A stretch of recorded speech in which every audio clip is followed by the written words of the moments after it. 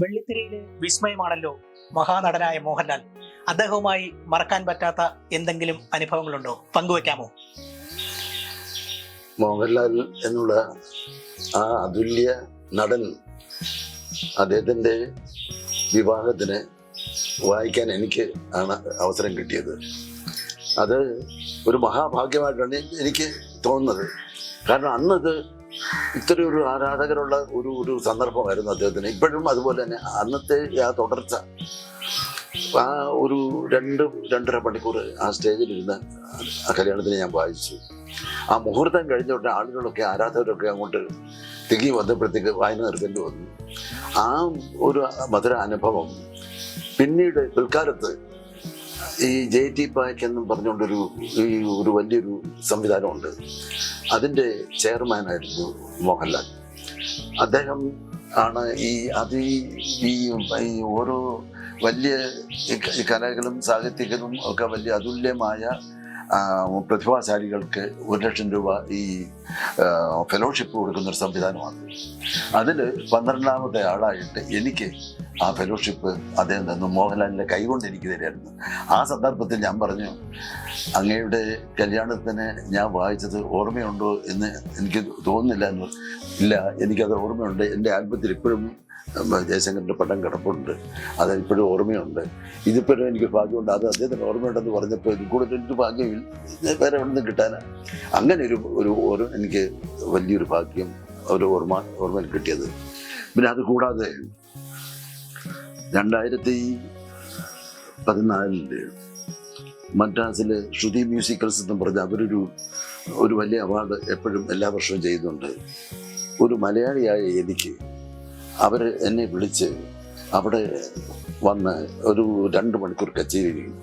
അത് കഴിഞ്ഞിട്ട് ഒരു വലിയ സമ്മേളനം. ആ സമ്മേളനത്തിൽ നമ്മുടെ മുൻ രാഷ്ട്രപതി അബ്ദുൽ കലാം അദ്ദേഹം ആണ് അവിടെ സന്നിധനായിരുന്നത്.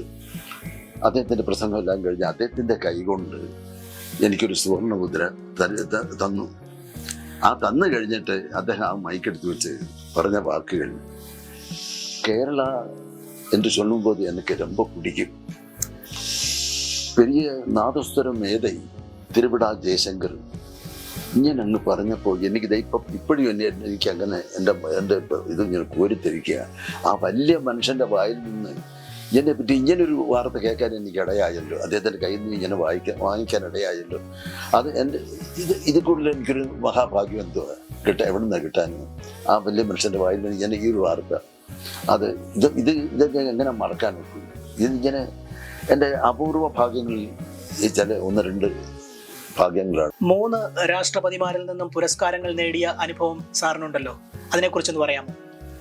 അതായത് 18ാമത്തെ വയസ്സിൽ ഞാനിവിടെ CMS കോളേജിൽ പഠിച്ചുകൊണ്ടിരിക്കുന്ന സമയത്ത് ആൾ ഇന്ത്യ റേഡിയോ മ്യൂസിക് കോമ്പറ്റീഷൻ എന്ന് പറഞ്ഞൊരു ഇതുണ്ടായിരുന്നു. ആദ്യമായിട്ട് അവർ നടത്തുക.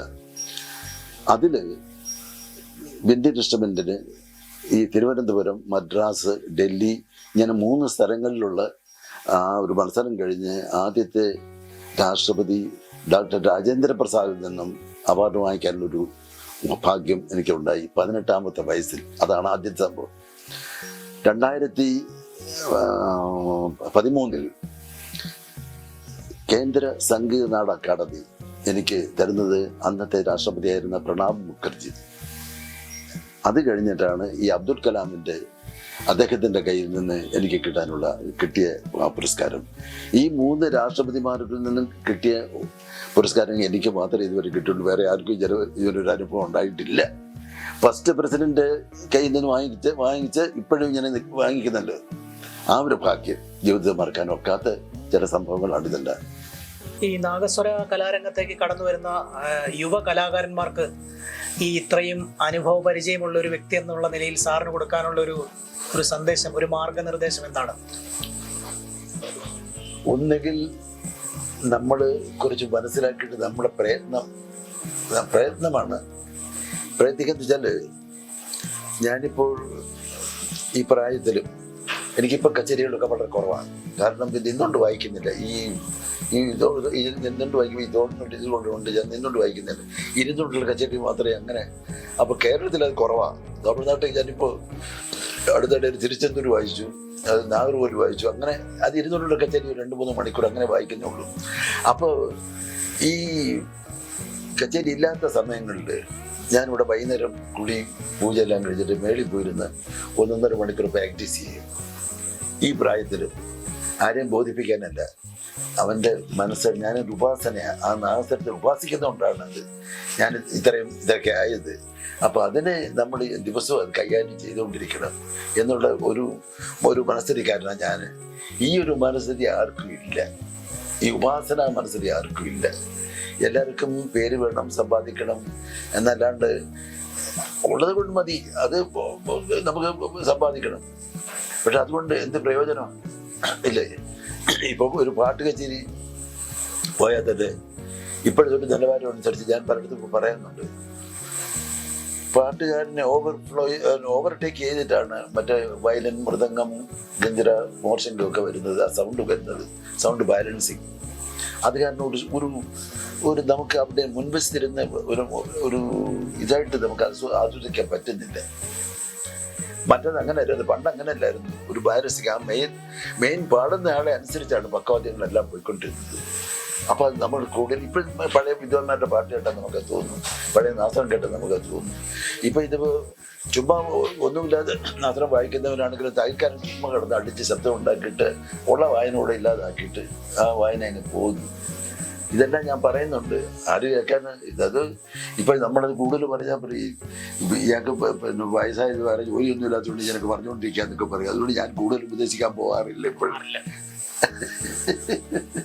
കാറ്റിന്റെ ഹൃദയത്തിലൂടെ ഒഴുകി വരുന്ന സംഗീതമാണ് നാഗസ്വരം.